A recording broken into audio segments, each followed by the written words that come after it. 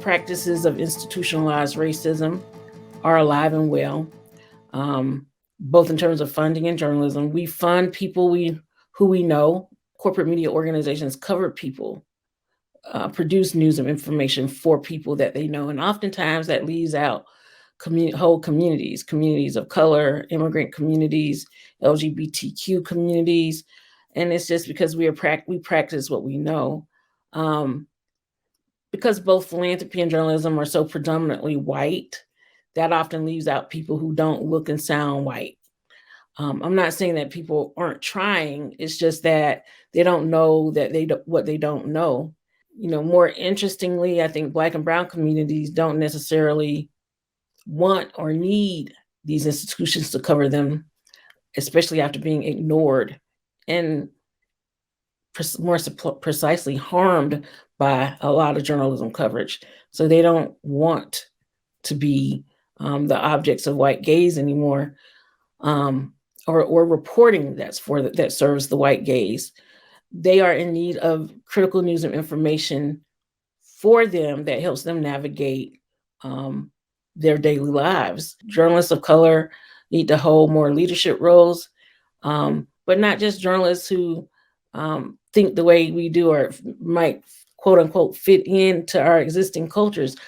Journalism needs to change its culture, and they need to recruit and hire and promote people who don't necessarily who are not necessarily part of groupthink. There needs to be diversity of thought. At the same time, I believe that we need to be more supportive of independent community news outlets. That's our best opportunity at rebuilding trust with communities.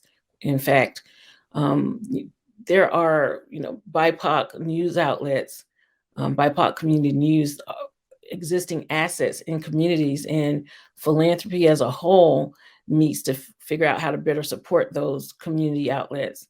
And I think journalism, corporate media organizations need to figure out how to best partner and collaborate with those organizations. I'm not talking about giving these organizations your content to run on their sites and in their print pages. How collaboration works is that you work hand in hand as true partners, equal partners with those BIPOC community news outlets to serve, to make sure critical information reaches these very important audiences and community members.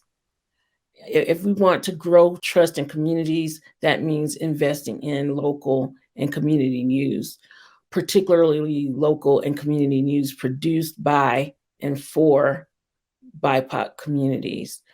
I think what keeps me up at night is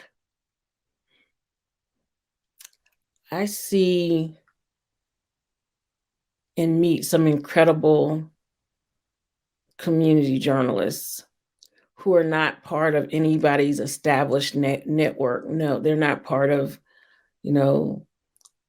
National Association of Black Journalists. They're not part of INN. They're not part of Report for America. They're not part of this kind of established media ecosystem.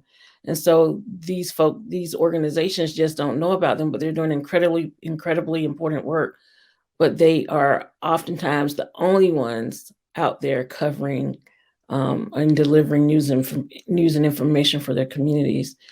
How to get them connected, how to get them resourced keeps me up at night. I think what gives me hope is when I come across a news outlet led by a woman. I found one here in Georgia where a woman started posting news and information on a Facebook page after she'd been unable to land a job as a journalist. She's a journalist by training, went to school to become a journalist, but she wanted to be in front of the camera, and she couldn't find a job. Nobody would hire her and put her in front of the camera. They always wanted to give her a production job.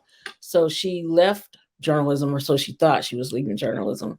And she started her own media company. She started it off on Facebook, and now she owns a TV station that's broadcasting to 600,000 households. She did this by building an audience and a community online. She did this by covering news and information that her community wanted and needed. She was out covering a police shooting live. Usually this community was never ever covered by local news. The TV station before she bought it was predominantly Christian and white. And so now she's bringing those two audiences together. To me, that what they've been able to do is just incredible, and that's who we should be investing in. I've come across a couple of Latino Facebook groups, and they produce credible news and information. One is a husband and wife team. He sells advertising, she reports the news. And now they're syndicating their content to local radio stations because they know that Spanish speakers in their community, that's how they get news and information, is through the ear. Those are the kinds of organizations the Pivot Fund invests in, and those are the types of organizations funders should be paying closer attention to.